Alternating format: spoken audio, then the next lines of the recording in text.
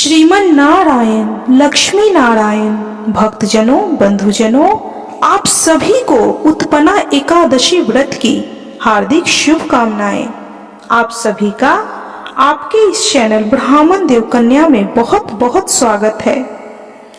आज हम इस वीडियो में अगहन मास के कृष्ण पक्ष की एकादशी उत्पन्ना एकादशी व्रत की कथा सुनेंगे। तो भक्तजनों, चलिए कथा शुरू करते हैं। बंधुओं, कभी भी कथा आधी अधूरी ना सुने, कथा संपूर्ण सुना करें, नहीं तो इसका कोई फल प्राप्त नहीं होगा। तो चलिए कथा शुरू करते हैं। बोलिए जय श्री कृष्णा, जय श्री कृष्णा, जय श्री कृष्णा। युधिष्ठिर ने भगवान श्री कृष्ण से पूछा, हे भगवान, पुण्यमयी एकादशी तिथि कैसे उत्पन्न हुई? इस संसार में वह क्यों पवित्र मानी गई तथा देवताओं को कैसे प्रिय हुई? भगवान श्री कृष्ण बोले, हे कुंती नंदन, प्राचीन समय की बात है। सतयुग में मूल नामक दानव रहता था। वह बड़ा ही अद्भुत, अत्यंत रौद्र तथा संपूर्ण देवताओं के लिए भयंकर था। उस काल रूपधारी दुरात्मा महासुर ने इंद्र को भी जीत लिया था। संपूर्ण देवता उससे परास्त होकर स्वर्ग से निकाले जा चुके थे और शंकित तथा भयभीत होकर पृथ्वी पर विचरा करते थे। एक दिन सब देवता भगवान भोलेनाथ शंकर महादेव जी के पास गए। वहां इंद्र ने भगवान भोलेनाथ शिव के आगे सारा हाल कह सुनाया। इंद्र बोले, हे महेश्वर, ये देवता स्वर्ग लोक से निकाले जाने के बाद पृथ्वी पर विचर रहे हैं। मनुष्यों के बीच रहना इन्हें शोभा नहीं देता। हे देव, कोई उपाय बताइए। देवता किसका सहारा लें? भगवान भोलेनाथ महादेव जी ने कहा, हे देवराज इंद्र, जहाँ सबको शरण देने वाले, सबकी रक्षा में तत्पर रहने वाले जगत के स्वामी भगवान गरुड़ ध्वज विराजमान हैं, वहां जाओ, वे तुम लोगों की रक्षा करेंगे। भगवान श्री कृष्ण कहते हैं, हे युधिष्ठिर, महादेव जी की यह बात सुनकर परम बुद्धिमान देवराज इंद्र संपूर्ण देवताओं के साथ क्षीर सागर में गए, जहां भगवान गदाधर सो रहे थे।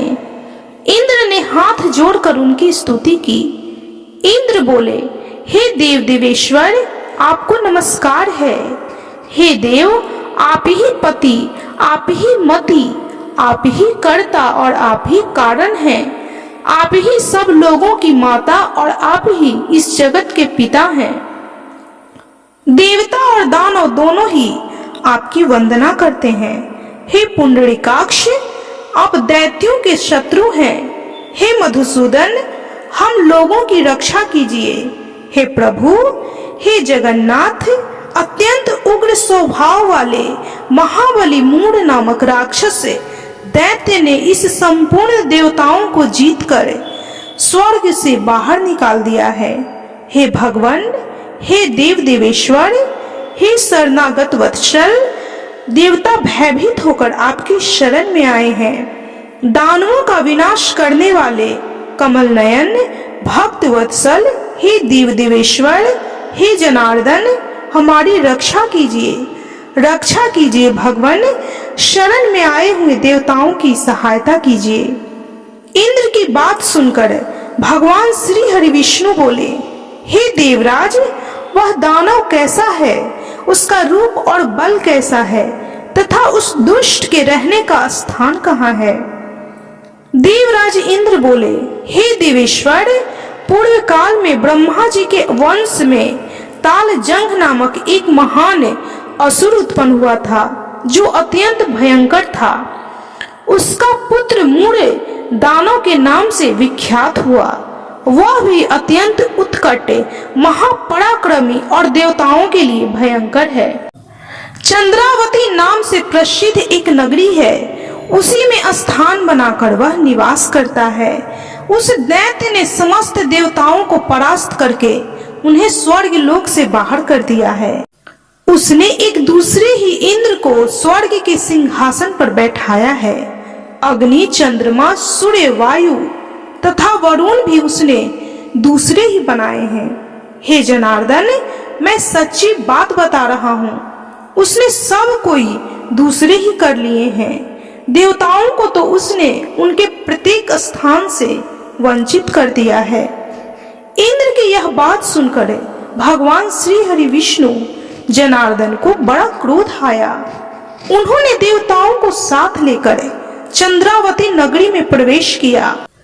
भगवान गदाधर श्री हरि विष्णु ने देखा कि दैत्यराज बारंबार गर्जना कर रहा है और उससे परास्त होकर संपूर्ण देवता दशों दिशाओं में भाग रहे हैं।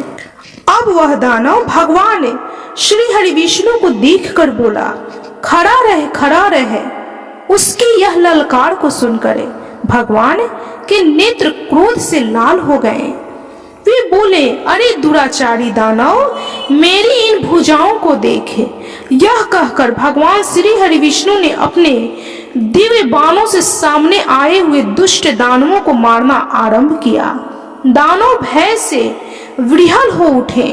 पांडुनंदन, तत्पश्चात भगवान श्री हरि विष्णु ने दैत्य सेना पर चक्र का प्रहार किया।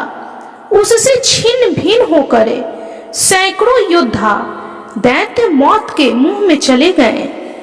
इसके बाद भगवान मधुसूदन बद्रिका आश्रम को चले गए। वहां सिंहावती नाम की गुफा थी जो 12 योजन लंबी थी। हे पांडुनंदन युधिष्ठिर, उस गुफा में एक ही दरवाजा था। भगवान श्री हरि विष्णु उसी में सो गए। वह दानव मूढ़ भगवान को मार डालने को उद्योग में उनके पीछे पीछे तो लगा ही था। अंततः उसने भी उसी गुफा में प्रवेश किया। वहां भगवान को सोते देख उसे बड़ा हर्ष हुआ। उसने सोचा, यह दानवों को भय देने वाला देवता है, अतः निसंदेह इसे मार डालूंगा। हे युधिष्ठिर, दानव के इस प्रकार विचार करते ही भगवान श्री हरि विष्णु के शरीर से एक कन्या प्रकट हुई जो बड़ी ही रूपवती, सौभाग्यशालिनी तथा दिव्य अस्त्र शस्त्रों से सुसज्जित थी। वह भगवान के तेज के अंश से उत्पन्न हुई थी। उसका बल और पराक्रम महान था। युधिष्ठिर, दानव राज मूढ़ ने उस कन्या को देखा। कन्या ने युद्ध का विचार करके दानव के साथ युद्ध के लिए याचना की। युद्ध छिड़ गया। कन्या सब प्रकार की युद्ध कला में निपुण थी। वह मूल नामक महान असुर उसके हुंकार मात्र से राख का ढेर हो गया। दानव के मारे जाने पर भगवान श्री हरि विष्णु जाग उठे। उन्होंने दानव को धरती पर इस प्रकार निष्प्राण पड़ा देखकर कन्या से पूछा, मेरा यह शत्रु अत्यंत उग्र और भयंकर था, किसने इसका वध किया है? कन्या बोली, हे स्वामी, आपके ही प्रसाद से मैंने इस महादैत्य का वध किया है। भगवान श्री हरि विष्णु ने कहा, हे कल्याणी, तुम्हारे इस कर्म से तीनों लोकों के मुनि और देवता आनंदित हुए हैं। अतः तुम्हारे मन में जैसी इच्छा हो उसके अनुसार मुझसे कोई वर मांग लो। देव दुर्लभ होने पर भी वह वर मैं तुम्हें अवश्य दूंगा, इसमें तनिक भी संदेह नहीं है। वह कन्या साक्षात एकादशी ही थी। उसने कहा, हे प्रभु, यदि आप प्रसन्न हैं तो मैं आपकी कृपा से सब तीर्थों में प्रधान, समस्त विघ्नों का नाश करने वाली तथा सब प्रकार की सिद्धि देने वाली देवी हूँ। हे जनार्दन, जो लोग आप में भक्ति रखते हुए मेरे दिन को उपवास करेंगे उन्हें सब प्रकार की सिद्धि प्राप्त हो। हे माधव, जो लोग उपवास से नक्त भोजन अथवा एक भुक्त करके मेरे व्रत का पालन करें उन्हें आप धन, धर्म और मोक्ष प्रदान कीजिए। भगवान श्री हरि विष्णु बोले, हे कल्याणी, तुम जो कुछ कहती हो वह सब पूर्ण होगा। भगवान श्री कृष्ण कहते हैं, हे युधिष्ठिर, ऐसा वर पाकर महाव्रता एकादशी बहुत प्रसन्न हुई। दोनों पक्षों की एकादशी समान रूप से कल्याण करने वाली है। इसमें शुक्ल और कृष्ण का भेद नहीं करना चाहिए। यदि उदय काल में थोड़ी सी एकादशी, मध्य में पूरी द्वादशी और अंत में किंचित त्रयोदशी हो तो वह त्रिस्पृशा एकादशी कहलाती है। वह भगवान को बहुत ही प्रिय है। यदि एक त्रिस्पृशा एकादशी को उपवास कर लिया जाए तो वह 1000 एकादशी व्रतों का फल प्राप्त होता है तथा इसी प्रकार द्वादशी में पारण करने पर 1000 गुना फल माना गया है। अष्टमी, एकादशी, षष्ठी, तृतीया और चतुर्दशी ये यदि पूर्वा तिथि से विध हो तो उनमें व्रत नहीं करना चाहिए। परवर्तनी तिथि से युक्त होने पर ही इनमें उपवास का विधान है। पहले दिन में और रात में भी एकादशी हो तथा दूसरे दिन केवल प्रातः काल एक दंड एकादशी रहे तो पहली तिथि का परित्याग करके दूसरे दिन ही द्वादशी युक्त एकादशी को ही उपवास करना चाहिए। यह विधि मैंने दोनों पक्षों की एकादशी के लिए बताई है। जो मनुष्य एकादशी को उपवास करता है वह वैकुंठ धाम में चला जाता है, जहाँ साक्षात भगवान गरुड़ ध्वज श्री हरि विष्णु विराजमान रहते हैं। जो मानव हर समय एकादशी के महात्म का पाठ करता है उसे 1000 गौदान के पुण्य का फल प्राप्त होता है।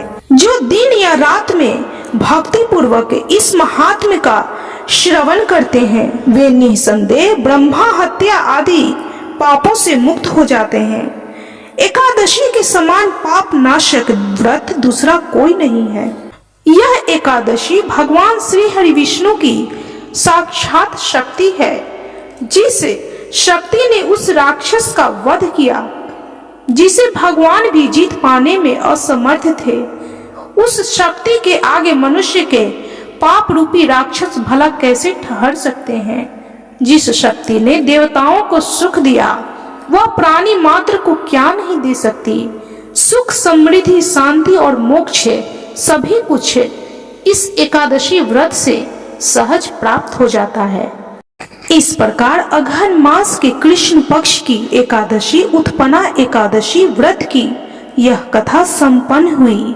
तो बोलिए भगवान श्री हरि विष्णु की जय, माता एकादशी की जय, माँ लक्ष्मी की जय, माता तुलसी की जय, भगवान श्री कृष्ण की जय, समस्त देवी देवताओं की जय।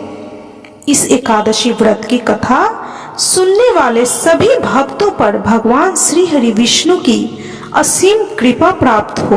भगवान श्री हरि विष्णु उनके सभी दुखों को, सभी कष्टों को दूर कर उन्हें सुख, शांति और सौभाग्य प्रदान करें। भक्तजनों, बंधुजनों, यदि आपको यह उत्पन्ना एकादशी व्रत की कथा अच्छी लगी हो तो प्लीज वीडियो को लाइक कीजिए। चैनल पे यदि नए हैं तो कृपया चैनल को सब्सक्राइब कर बेल आइकन को प्रेस करना बिल्कुल भी ना भूलें।